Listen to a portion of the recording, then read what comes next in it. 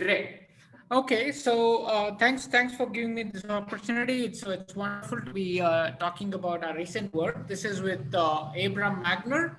I'm talking about PAC Learning on quantum computers. So I will give you a basics of learning.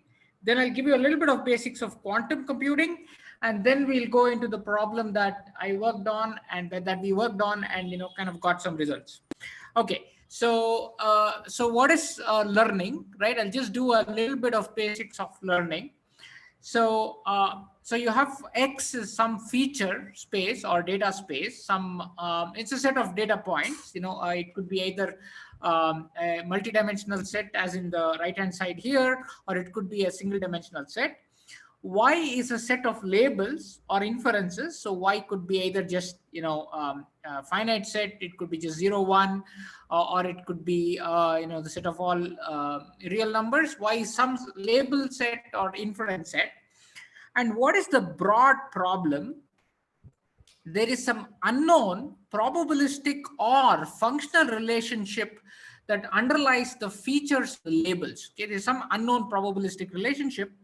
And the broad problem of learning is to kind of learn this relationship, is to unravel this relationship, often through samples of the data. So you don't know this relationship and you want to kind of learn this relationship. That's the broad goal of learning. So let's go a little bit, let's go into the next level. So what does it mean to say relationship? How do I model a relationship? And what does it mean to learn a relationship? So we'll just kind of try to quantify this mathematically. Okay.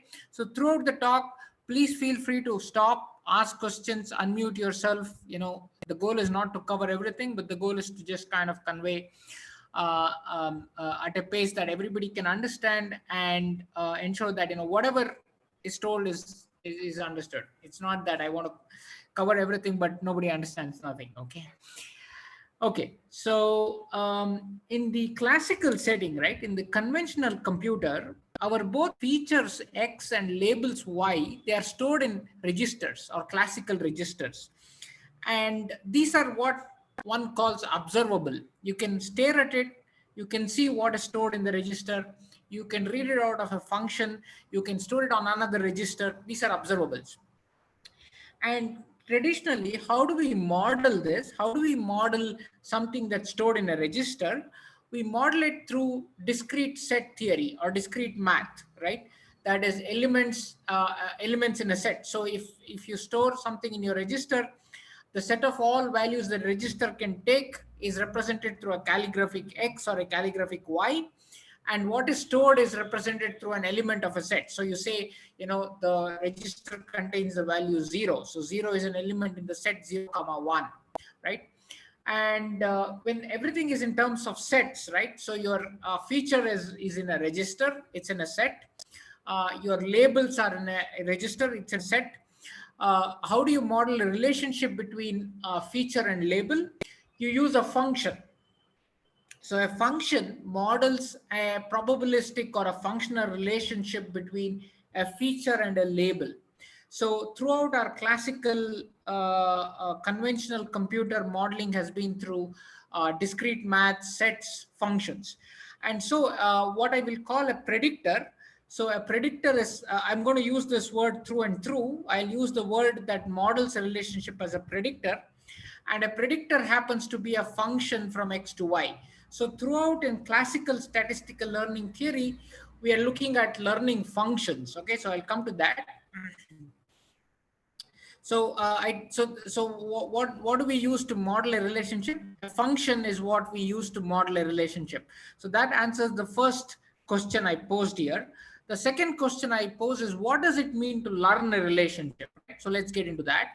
So we will equip ourselves with a bag of candidate predictors. So we'll refer to that as a concept class. Okay. So our computer will equip itself. We equip our computer with a concept class or a bag of predictors. So what is this bag of predictors? It's a function class. It's a collection of functions, because every predictor for us is a function. We will equip ourselves with a collection of functions. And what does learning mean? Learning the unknown function implies or is equivalent to identifying an optimal function within this concept class. So all our classical learning theory is a function learning problem. So I have used this word optimal, right? So what does it mean to say optimal? So I'm going to define some loss functions and kind of quantify what does it mean to say optimal function. So let L be a non-negative bounded loss function. So in other words, the two y's, right? So if my predictor gives a particular value y, but the true label is say y prime, then L of y comma y prime gives me the loss for misclassifying this feature, right? So I'll define a loss function. Now, suppose I'm given a probabilistic relation. Suppose I'm given a probabilistic relationship P. Okay, I can choose the. So suppose I'm given a probabilistic relationship P, and I'm given a predictor F. Then the true risk of the predictor F with respect to P is what I denote this as LP of F. This L is in kind of typographic, it's kind of teletext font. So this LP of F is the expected loss of the expected risk of the predictor with respect to the distribution P. Okay, so the important thing here is to keep in mind is that this is a function of both the P and the predictor. Okay. Now, suppose you knew P, suppose you knew the underlying P that was known, then it's natural what we would do. You would go and choose that predictor for which the loss of the predictor is minimum, right? So you would go and choose that function in your concept class that minimizes the true risk. And you would choose that predictor and then be happy with it. So if underlying P were known, you just fish out this FP star. But I told you, remember, that the P is not known, the underlying P is not known. So what do? What does it mean to learn, right? So that's the problem. So the problem is to identify a predictor whose loss is close to that of FP star while being oblivious to P. If you were known, if P were told to you, great, you would just go pick FP star. But if P were not known, how do you pick the optimal predictor? That's the learning problem. And we are going to focus through and through on supervised learning. So in supervised learning, you are given a set of random samples. So random training samples are given to you. Remember, you don't know P, but without knowing anything, you can't do much. So you're given a set of random training samples, x1, y1 through xn, yn. Each one of them is picked according to P. And this is kind of your substitute for your no knowledge of P. So x1, y1 through xn, yn is a set of samples that are given to you to substitute for your uninformed nature of P. And what you will do, you have to come up with a rule that converts these random training samples into a predictor. So a learning rule is something that will convert training samples to a predictor. So what is a learning rule? It's a sequence of functions that take n training samples into a candidate predictor. That's a learning rule. So given a set of n training samples, so I've now denoted your x1, y1 to xn, yn as bold x, bold y. So a learning rule will take bold x, bold y, and it will throw out a predictor. Okay, so let me denote the predictor thrown by the learning rule as FLA of xy. So LA is kind of the learning algorithm. So now you can ask, how good is this learning rule, right? To be able to study how good is this learning rule, you have to look at the true risk of the predictor chosen by the rule. So L of F of LA of bold X, bold Y is the true risk of your predictor. And remember, your predictor, your training samples are random, so is your predictor. So your predictor is also random. And what you want to ensure? You want to ensure that with high probability, the predictor that your learning rule throws out is good. Good in what sense? Its true risk is close to the true risk of the best predictor you could have picked had you known P, right? So with high probability, you want the loss of the predictor picked by your learning rule to be close to the loss of the best predictor had you known P. That is your PAC learning. So I'll go ahead and define what is PAC learning. So a learning rule, PAC learns a concept class C if no matter what is your approximation parameter epsilon and your confidence parameter delta, I can get an n of epsilon delta. So n is the number of samples required to ensure that the loss of the predictor thrown out by your learning rule is very close or is at most epsilon away from the loss of the true predictor. The best predictor had you known P. So you want this to be very close to, so you want the probability of this deviation to be greater than by epsilon to be at most delta. And you want this to be supremized over all distributions. In other words, no matter what the underlying P is, you want this one n epsilon to hold for all P. That is your PAC learning. And whenever a concept class C is, whenever for a concept class C, you have such a learning rule, you say that the concept class is PAC learnable, okay? There's a very important notion of PAC learnability. And, researchers in the 70s and the 80s, came up with 3 foundational questions of statistical learning theory, okay? When is a concept class PAC learnable? Okay, so before I go there, I should mention the last line in the slide, which I forgot. I'm sorry. The sample complexity of learning C is the smallest number of samples that are required, where the smallest is taken among all learning rules AN. Okay, so that is PAC learnability. So there are 2 things. My concept class should be learnable, and the sample complexity of learning C should be as small as possible. Okay. Now, as I said, there are 3 foundational questions in statistical learning theory. When is a concept class learnable? First question. Second question, what quantifies the complexity of C in terms of learnability? That's, the answer to this, some of you might know, is the VC dimension of the concept class. And how does the sample complexity depend on this measure of complexity? In other words, if somebody tells you that the concept complexity of C is the VC dimension of C, then how does the sample complexity depend on the VC dimension? Is it squared the VC dimension? Is it linear in the VC dimension? What?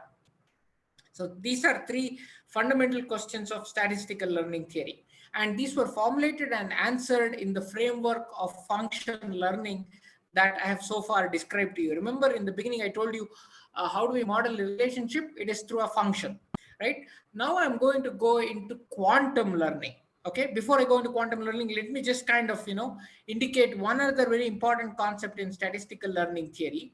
So the question is, how do you define this learning rule? How are you going to kind of state this learning rule? What is going to be a good learning rule?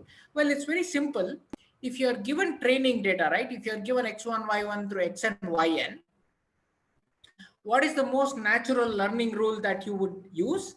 Well, you would just compute the empirical risk. That is, you take a candidate function f from your concept class, compute f of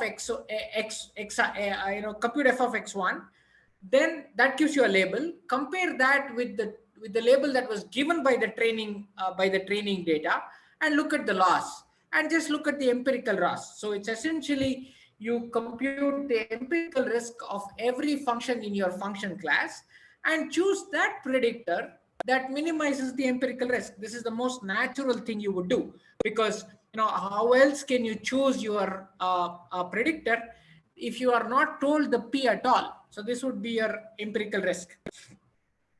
So we will make 2 observations before I go into quantum learning. The first observation is that we observed that with classical data, learning is a function learning problem. And the second observation I make, remember that the empirical risk minimization rule is an important foundational rule in learning theory. So the second observation I make is that we compute the empirical risk of every function in my function class. And how do we do that? We take our sample, we run it through every function, and we compute the empirical risk, and we choose the one that minimizes. And one thing that we'll observe, that will make it just a kind of a benign observation now, but we will see that it has an import later on, is that when I compute the empirical risk of any function, the sample, the training sample itself doesn't change, right? It just remains as is. So you just compute the empirical risk, you go to the next one. You compute the empirical risk, you go to the next function, and your samples don't change in that process. Okay, and we will see when I go to quantum data. First of all, the function learning problem changes into a measurement learning problem. And the second thing we'll observe is that this empirical risk minimization rule cannot be used as is. It needs to be modified.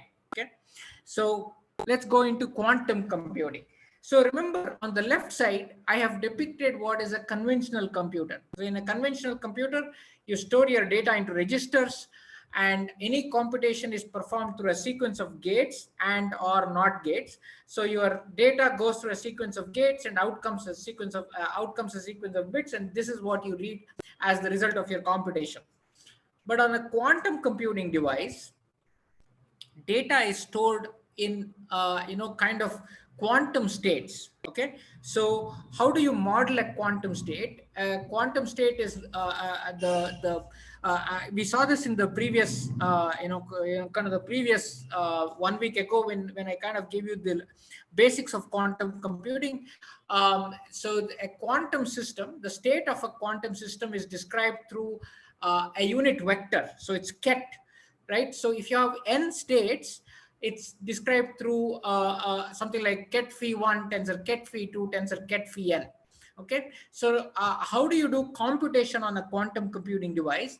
Computation is through a sequence of unitary transformations. So you design a sequence of unitary transformations. You prepare your quantum state. So you prepare your ket phi 1 through ket phi n. You pass it through a sequence of unitary transformations. Outcomes omega 1 tensor omega 2 tensor omega n. And you read out your computation result by doing some measurement on this omega 1 tensor omega 2 tensor omega n. Okay, and what is this ket phi 1 to ket phi n and ket omega 1 to ket omega n? What are these? These are essentially these essentially model prepared subatomic particles, or what are called quantum states. Remember, in the previous lecture I also told you that ket 0 and ket 1 are two special states. And what do? They're essentially kind of like, they're essentially modeling, spin axis of an electron or the polarization plane of a photon. So you can kind of encode data by, changing the spin axis of an electron and stuff like that. Okay. So now what we will do, so in other words, on a classical computer, you are storing data on registers, but on a quantum computer, you're storing data by modifying certain attributes of subatomic particles, right? So you modify the spin axis of an electron and you store data. So now, if you want to do learning on a quantum computer, you have to think of features and or labels being stored on quantum states. That's what we'll do. So quantum states are analogs of classical registers. So we are going to model features to be encoded on subatomic particles. But labels, remember, labels are inferences, right? And remember, I told you in the previous lecture that we can't stare at a subatomic particle. We have to do a measurement. So the only observables are stored in classical registers. So it makes sense to store labels on classical registers. So the learning problem the new learning problem we formulate is as follows. We store features on subatomic particles, that is quantum states, and we store labels as before on classical registers. And now, remember the problem of learning. I told you earlier, the problem of learning is to learn the unknown relationship between features and labels. In the conventional computer, both features and labels were stored on classical registers. So the learning problem happened to be a problem of learning a function. But now features are stored on quantum states. So what is the unknown relationship? How do you model an unknown relationship? How do you learn an unknown relationship, right? That's what we'll go into now. So I'm kind of elaborating this. On a classical computer, Your X was a set of features, maybe 255 features. Your labels were two labels, red and blue. Your feature was stored on a classical register, and your label is also stored on a classical register. I have just used red and blue because it separates from 0 and 1. I want to store both features and labels are stored on classical register. I want to kind of differentiate them. Now, what happens on a quantum computer? On a quantum computer, feature is stored on subatomic particles by modified subatomic particles. So features are stored in ket phi a. If there are 255 features, for each feature, you have a particular prepared subatomic particle. So phi 58 is the feature corresponding to 58. Phi 178 is the encoding of the feature 178. Phi 215 is the encoding of the feature 215. And physically it is through the spin axis of an electron, by specifically designing the spin axis of an electron. But the labels are as before, right? So now you can see how the learning problem changes on a quantum computer. On a classical computer, your goal was to learn this relationship. But on a quantum computer, you have to learn this relationship between the prepared subatomic particle and the classical label that is stored on a register.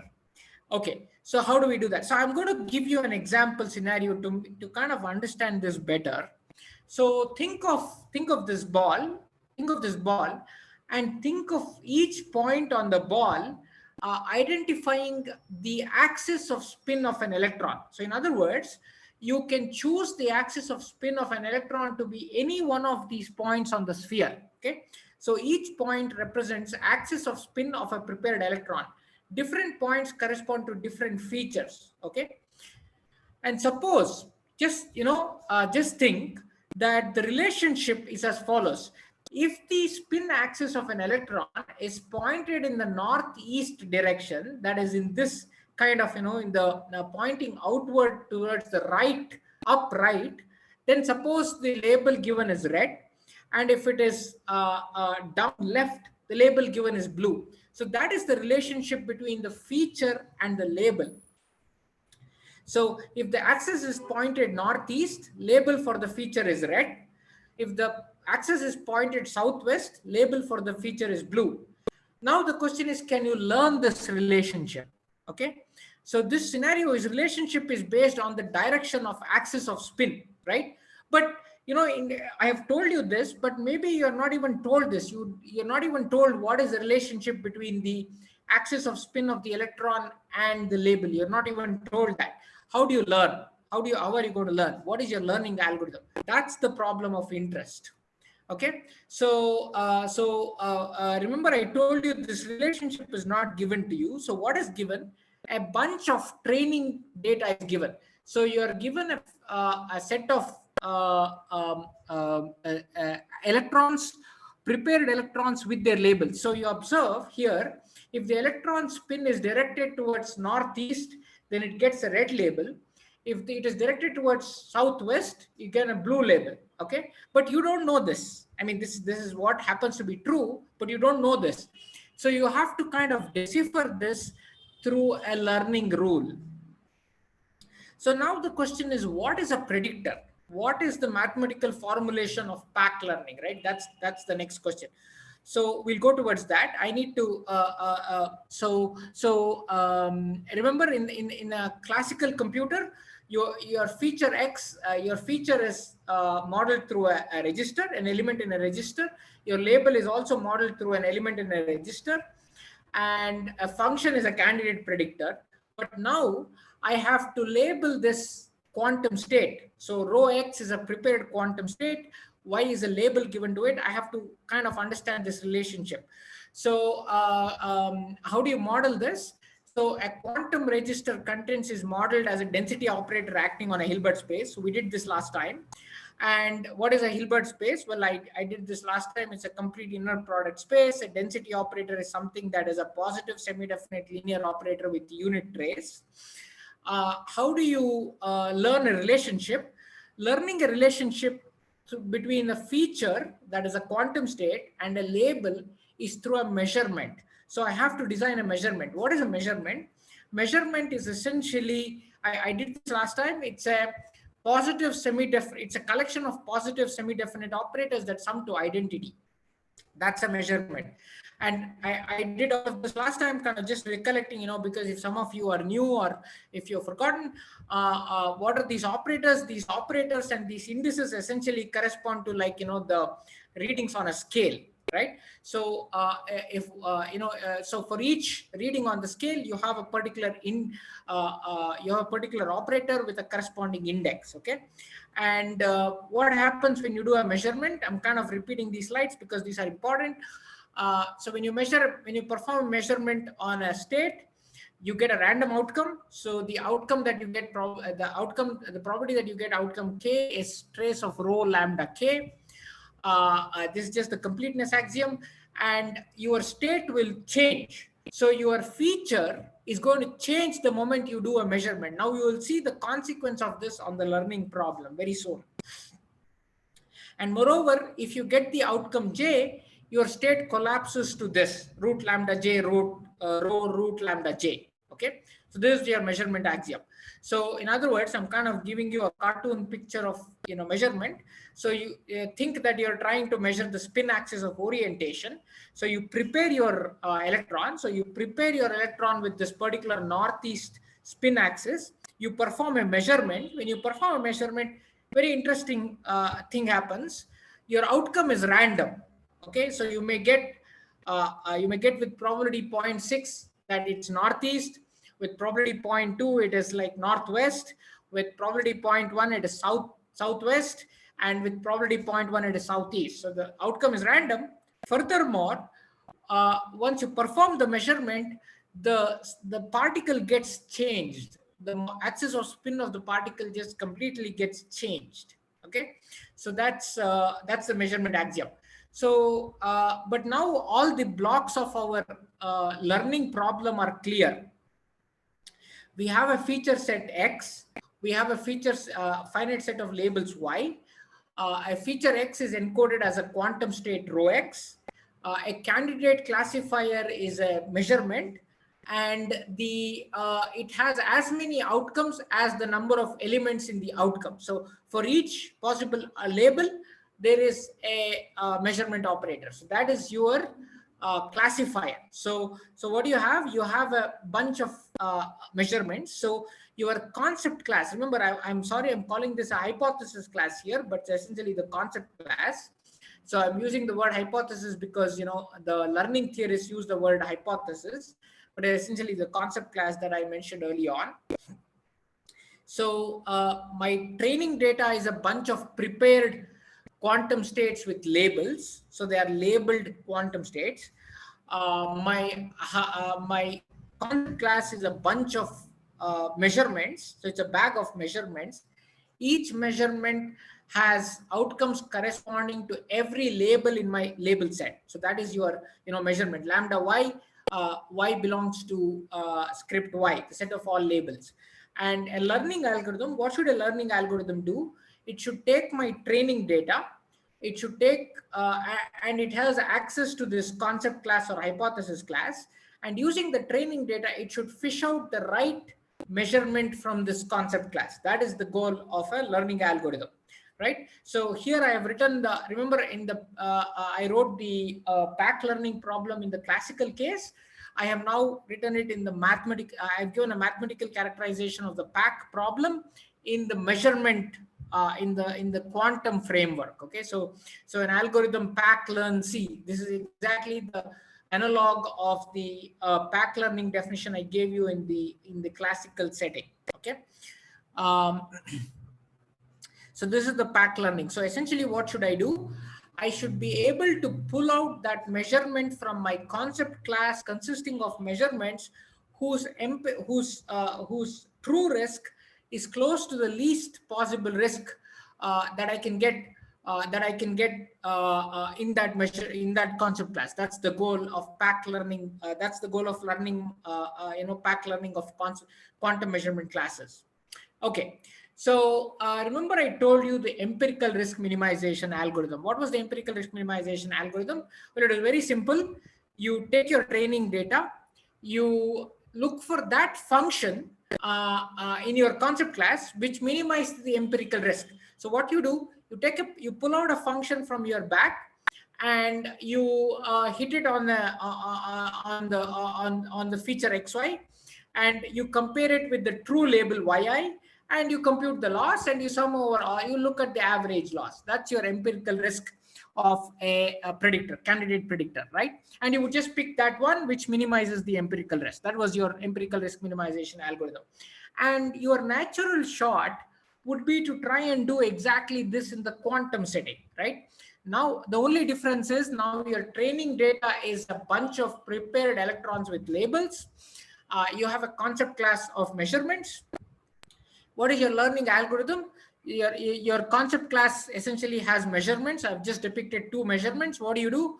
You run each measurement on your training data. So you run the white measurement on the training data. It will give you a bunch of labels.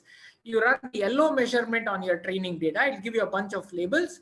And then you compare the labels with the true labels. So you compare you compare the labels on the top right with the ones that is the true labels, and you compare the ones at the bottom right with the true labels, and you choose that measurement which has the least disagreements, right? So if I compute the number of disagreements for the first measurement is 2, the number of disagreements for the second measurement is 3, and you just choose the first one and you're happy, right?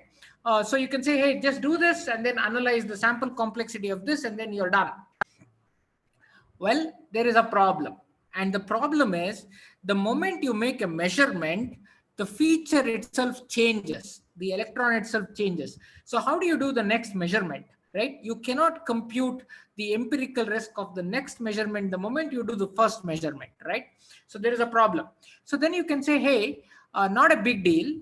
I will just make copies of my data, right? I'm just going to make copies of my training data. So I'm going to, if I have, 100 measurements, I'm going to make 100 copies of my training data, and I'm going to run each measurement on each one copy of each, and then I'm done, right? So you'll just say, I'm just going to make copies of the training data, but that's not possible, because there is something called the no cloning theorem. I'll kind of explain this carefully. See, in classical data, right? If you have data 101 stored in registers, you can make any number of copies of that. It can be duplicated any number of times, and you can run each copy through each function, right? So if you want to compute the empirical risk of k functions, you make k copies, capital K copies, and you run each data through each function, each copy through each function, and you can evaluate through multiple functions, and you can still retain the original value, right? So classical data can be duplicated any number of times, but it turns out quantum data cannot be duplicated. In other words, if you don't know what is the quantum state, remember, you're given the quantum state through the training data. I mean, the training data gives you the quantum state. So it gives you the prepared electron. You don't have any knowledge of what that electron is, okay? You don't know what is the spin axis of that. All that you have to glean through, your processing.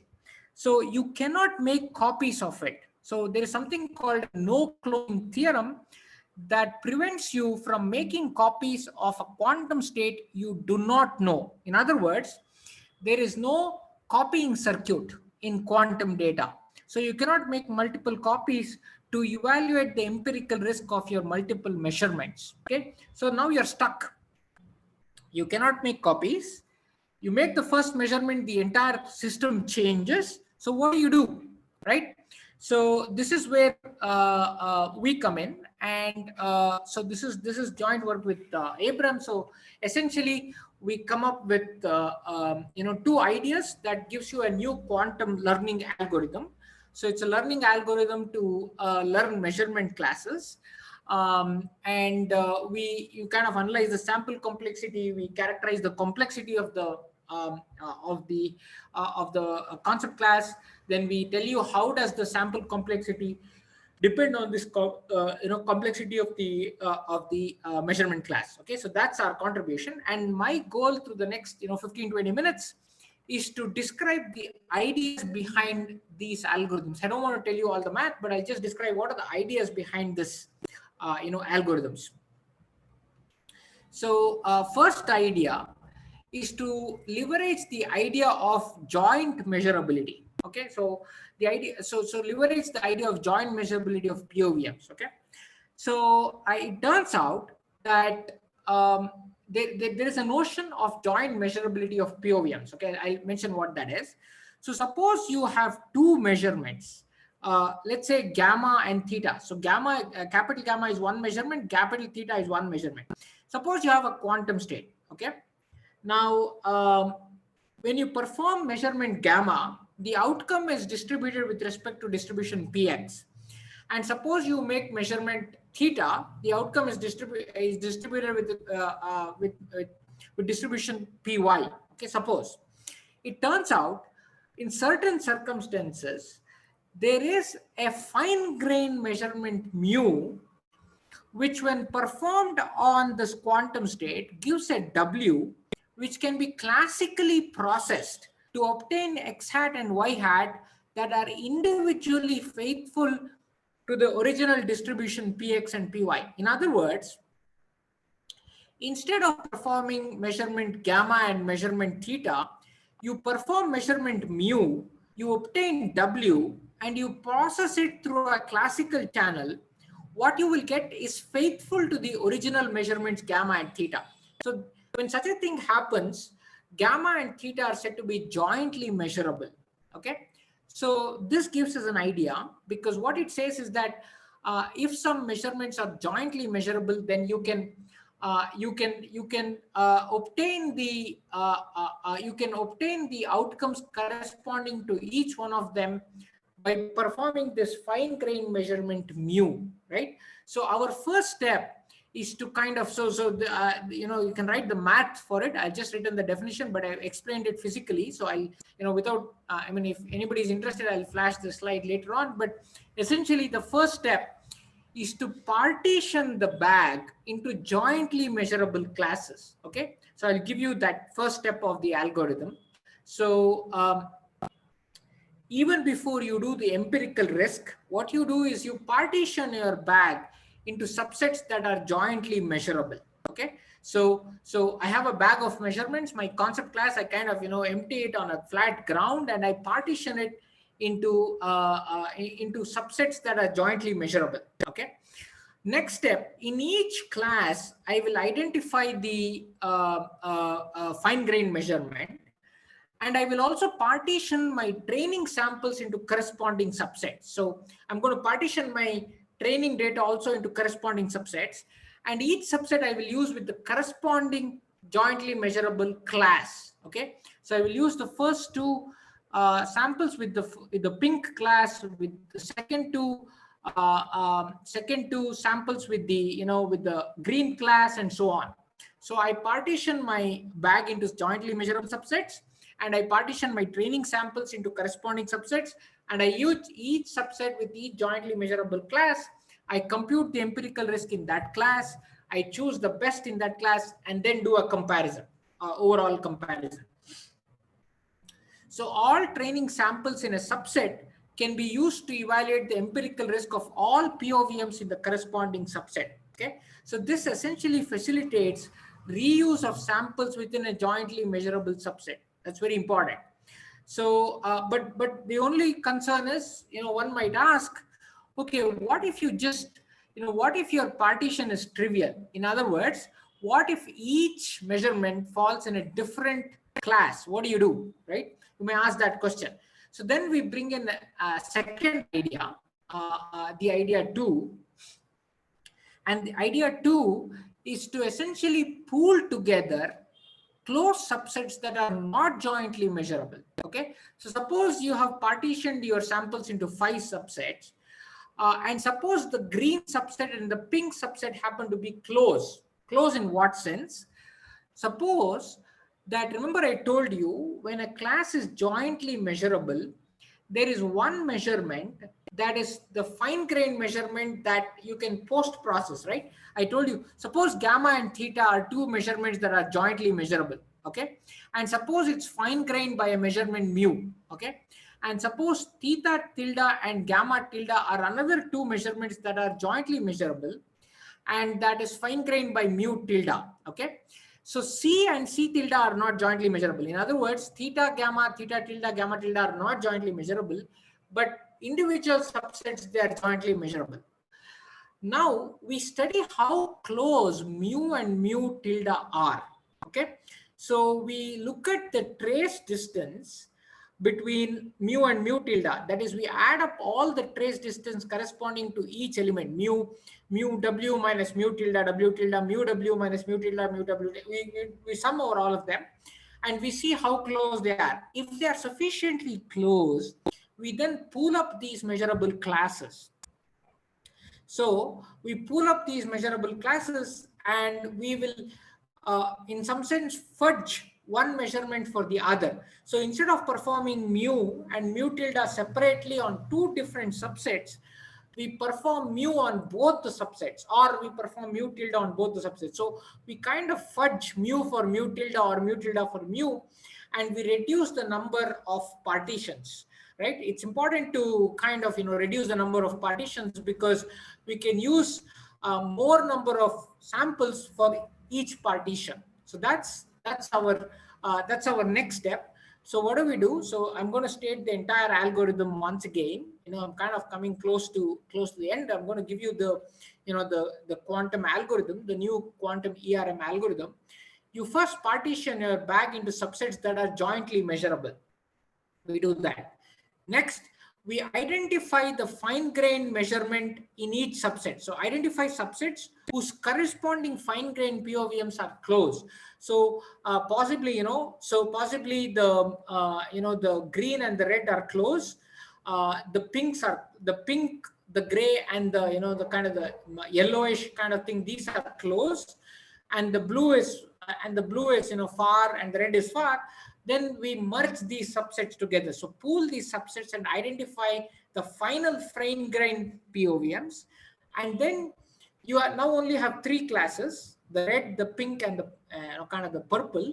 So now you partition your training samples into three classes. Remember, in the previous step, when I did not have this closing together, I had 5 subsets, but now I could get only 3 subsets. So I partitioned them into just 3 subsets. And then you do the empirical risk minimization in each subset. You choose the best in each subset, and then you compare across the fine-grained in each one of them, and then you choose one measurement, and then you say, this is the outcome of my learning rule. So that's the idea. And so identify the best among the best from each subset, and then you choose that, and you say, this is your empirical risk minimization. So chosen measurement is the one with the least empirical risk, and the sample complexity of this algorithm is, so our work essentially analyzes the sample complexity of this algorithm, and we characterize the complexity of learning the measurement class. So that's kind of the broad level results. I have empirical statements. I'll kind of leave this slide open for some time for you to kind of parse the math. I'll be happy to explain, but I have essentially come to describing all the ideas, and I've given myself a little bit of time for you to ask some questions.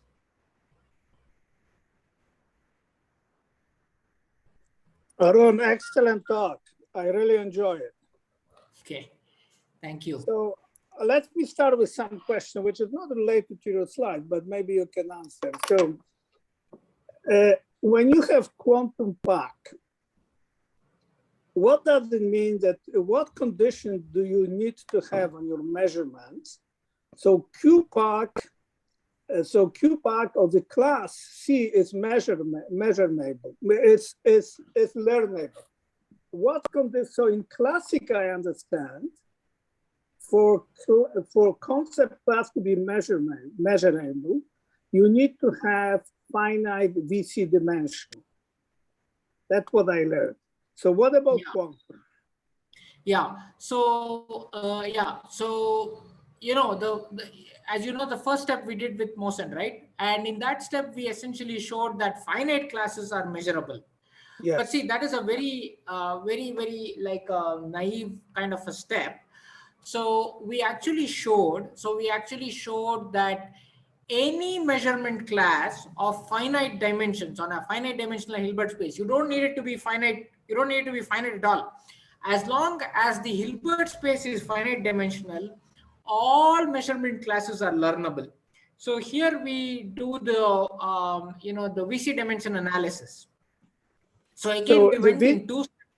So VC dimension quantum. No. So we went in two. Yeah, we went in two steps.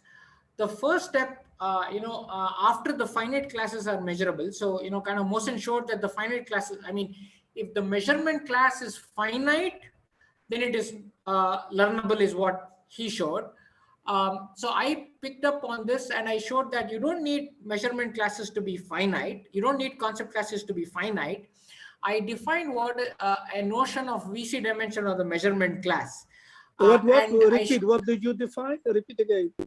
I defined a notion of VC dimension for measurement classes. Okay. Okay, great. So essentially what we do is we see measurement classes, essentially they give you probabilistic concepts. Okay. And I defined kind of a weak notion of VC dimension for measurement classes. And I showed that if the VC dimension is finite, so it's a VC dimension for measurement class. It's not defined before. I just defined it myself. I mean, I came up with the definition and I showed that if the VC dimension of the measurement class is finite, then it's learnable. So this is where I left it in last October, November, actually till last December. Then April actually showed, so he refined my empirical risk minimization rule, and he showed that any measurement class is learnable as long as the Hilbert space is finite dimensional. So you don't even need the VC dimension to be finite. Even if the VC dimension is infinite, you can learn it if the finite dimension, if the Hilbert space is finite dimensional. So that's a strong result. Okay. So this is new work with Abraham? Yeah, this is work with Abraham. So how it has gone. Let me understand it. So you are saying that even VC, quantum VC, whatever you define on the concept class, repeat again, what do you need? That the Hilbert space dimension is finite? Only the Hilbert space dimension has to be finite. Okay. If the Hilbert space dimension is finite, it is PAC learnable. But I'll be careful. If the VC dimension is infinite, even then it is PAC learnable, and that requires some sophisticated analysis. And there we believe it is the finiteness of the fat shattering dimension of the measurement class. So there are two steps, right? So first step, if the underlying Hilbert space is finite dimensional, then every measurement class is learnable. If the underlying measurement class, underlying Hilbert space is infinite dimensional, then the concept class is learnable if the fat shattering dimension is finite. Okay, that's nice. Moxen, do you want to comment, or do you have any comments, any discussion, any question? Yeah. If I can have a question. You can. So, Arun, so you mentioned this like a theta, like eta compatibility. How does the parameter eta appears in the sample complexity? Where is eta? So you mentioned about the subsets not be completely compatible, but be close. Yeah. So yeah, this eta depends on the epsilon. So here, this is just a definition. Okay. Here I'm just defining that mu and mu tilde are within eta if there exists a G. I mean, forget the G. Okay. Think of G to be the identity, and just you look at the trace distance between the sum of the trace distance between the corresponding measurements. Okay. If the sum is within eta, then I say mu and mu tilde are within eta. Okay. Uh-huh. But when you go to learner, when you're given an epsilon and theta, when you're given an epsilon and delta of the learning, right, then your eta should be a function of the epsilon. And specifically you have to choose your eta to, epsilon by some 10 or something, and then that epsilon by 10 you put it in your bound error. And the effect would be, I guess the effect would be additive. So if you select eta separately from epsilon, then probably the guarantee would be OPT plus epsilon plus a function of eta, right?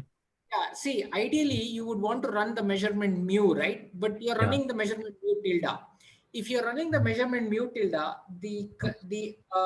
the distribution on the outcome will be eta away in total variation distance. So you can use that to bound your error. I see. So remember, you want to be within epsilon, right? You want your loss function to be within epsilon. And you want your expected loss to be within epsilon, but your loss function has a bound, a b, right? So you can use this tolerance in the total variation to kind of increase that parameter a little bit. So in other words, you're given epsilon, you choose epsilon by 2 or epsilon by 4, you choose your mu tilde to be epsilon by 4, and then you will get a loss that's going to be at most epsilon b. So you can do all that fudging. Yeah, I see. So okay, great. Another question. So about the last slide. Yeah. If we can show that. Can you go to the last slide, please? This one or this one? The last one with the sample complexity bound. Yeah, this is the old one. This is the old one. So remember, so the way it went, right, after you proved the finite classes are learnable, I went ahead and did the VC. So remember, you did the Houghton bound analysis. So I went ahead and did the VC dimension analysis. That is, there are two steps. You use the bounded difference inequality, and then you use the VC inequality and the Rademacher complexity and all of that, and you get a bound. That bound is written down here. Okay. So here you still need the VC dimension of the measurement class to be finite. Okay? That is why you have the VC of BI.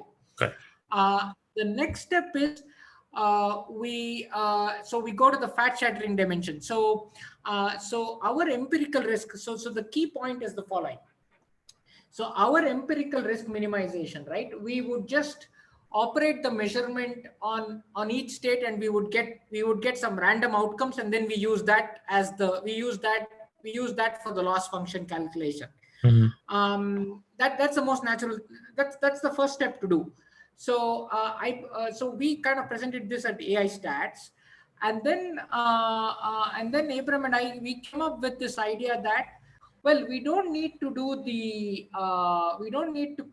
the random outcomes, but we can do the conditional expectation. So instead of doing the true random, we can do the conditional expectation.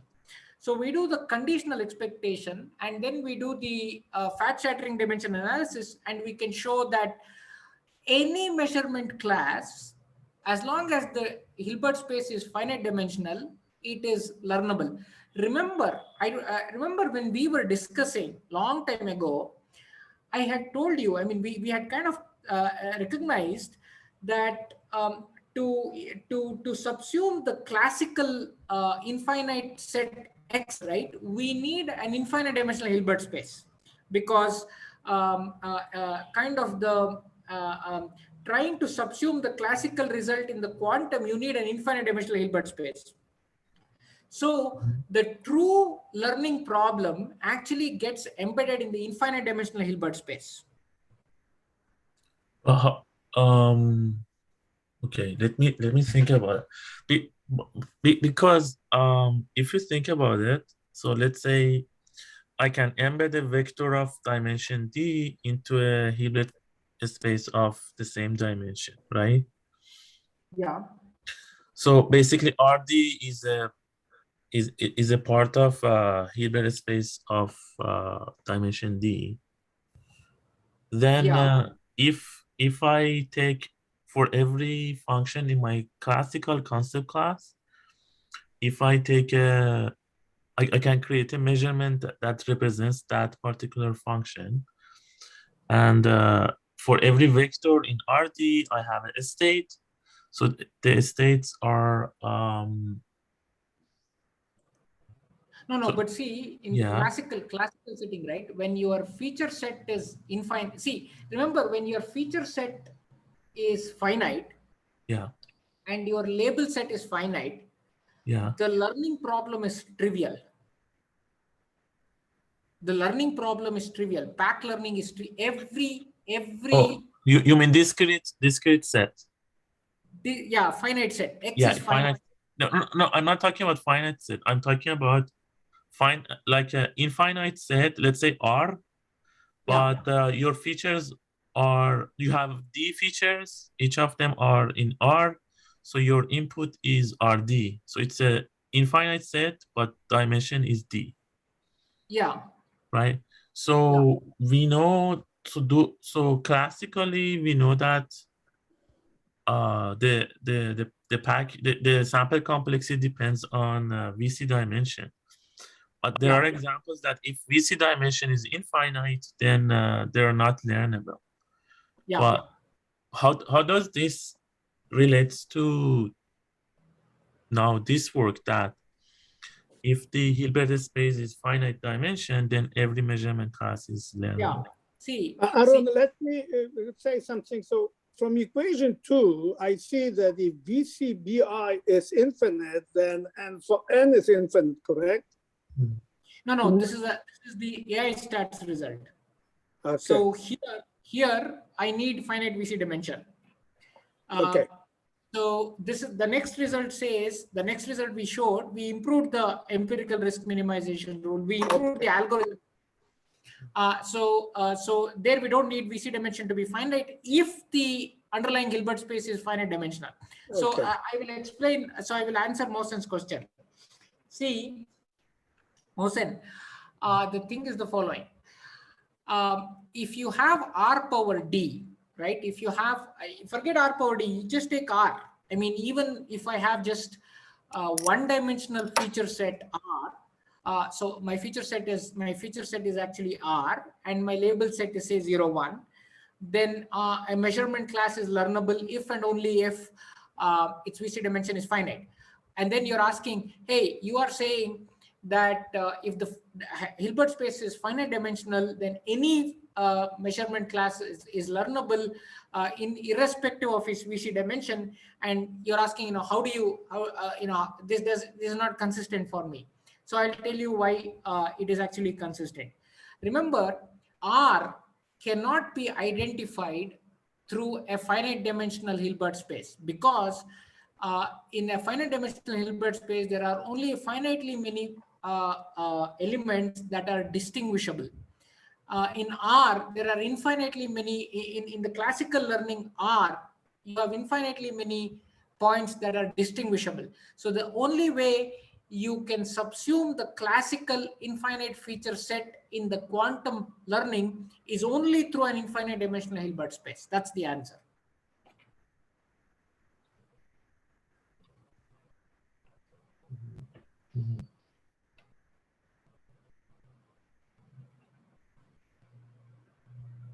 Mohsen, are you there? Yeah. That's, I'm thinking about it. Yeah. Maybe this is high level. Maybe we should, or you should talk it. I will talk to Mohsen. Maybe we can have another Zoom so we can. Yeah. But Mohsen, do you understand my answer? Yeah. I'm thinking about it, but it's I see what you're saying. Yeah. In a finite dimensional Hilbert space, only finitely many vectors are distinguishable. So you cannot identify a classical learning problem with an infinite feature set in a quantum learning setup with a finite dimensional Hilbert space. This is an observation we ourselves made when we were writing our paper, but we pushed it under the rug because we did not have the wherewithal to look at the infinite dimensional Hilbert space, because you talk about bounded operators and all that. Let's kind of push it under the rug. And we had also recognized that if the feature set is finite, right? I mean, if your feature set is finite, learning is trivial because there are only finitely many features. You can just, your sample complexity bound can be just the total number of elements. Correct. So it actually this result actually makes complete sense to us now.